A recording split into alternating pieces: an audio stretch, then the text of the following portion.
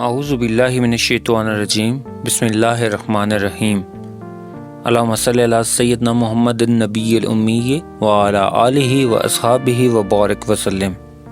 لاکھوں کروڑوں درود پاک خاتم النبیین حضرت محمد مصطفیٰ صلی اللہ علیہ وآلہ وسلم پہ۔ گنبد خضرا کی چاہنے والوں کو وقاص احمد کی طرف سے السلام علیکم۔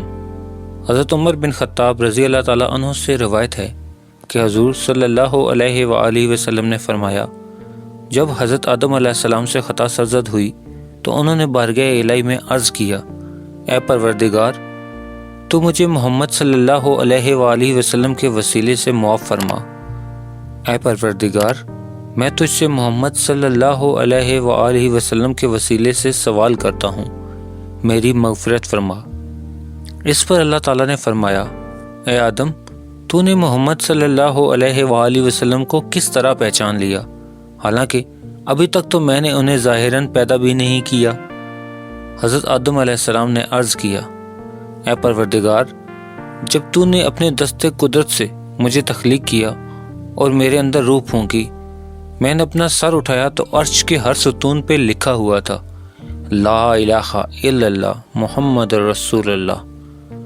یہ میں نے اپنی آنکھوں سے دیکھا تو میں نے جان لیا کہ تیرے نام کے ساتھ اسی کا نام ہو سکتا ہے جو تجھے تمام مخلوق سے سب سے زیادہ محبوب ہو۔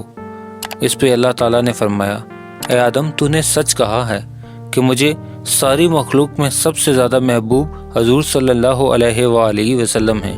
اب جب کہ تم نے ان کے وسیلے سے مجھ سے دعا کی ہے تو میں نے تجھے معاف فرمایا، اور اگر محمد صلی اللہ علیہ وآلہ وسلم نہ ہوتے تو میں تجھے پیدا بھی نہ کرتا۔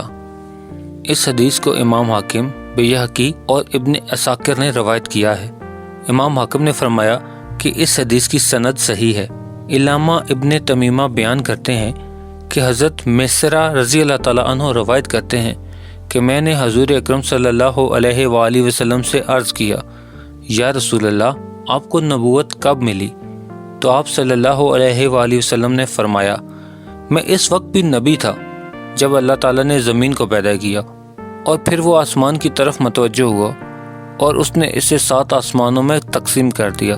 پھر اللہ تعالیٰ نے عرش کو تخلیق کیا اور اس کی پیشانی پہ لکھا، محمد رسول اللہ صلی اللہ علیہ وآلہ وسلم خاتم الانبیاء۔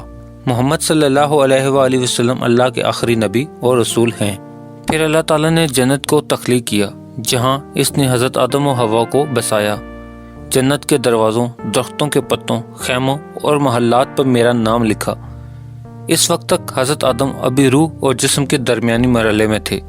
پھر اللہ تعالیٰ نے انہیں پیدا فرمایا تو انہوں نے عرش پہ میرا نام لکھا ہوا دیکھا۔ تب اللہ تعالیٰ نے انہیں خبر دی کہ اے آدم، محمد صلی اللہ علیہ وآلہ وسلم تیری اولاد کے سردار ہیں۔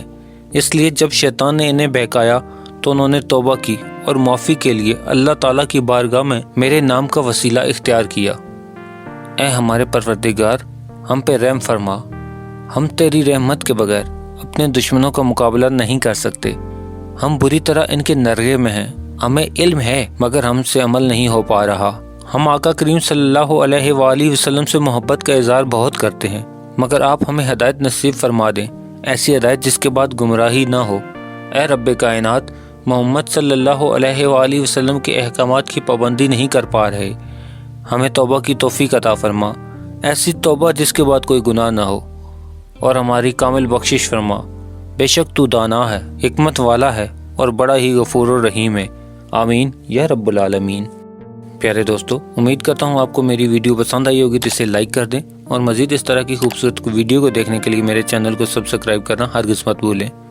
بیل کا بٹن بھی دبا دیں تاکہ آپ کو نئی آنے والی ویڈیوز کا نوٹیفیکیشن مل سکے۔ ملتے ہیں ایک نئی ویڈیو کے ساتھ، تب تک کے لیے اپنا خیال رکھیے گا۔ اللہ رب العزت آپ کو آسانیاں دے اور آسانیاں بانٹنے کی توفیق بھی۔ اللہ حافظ۔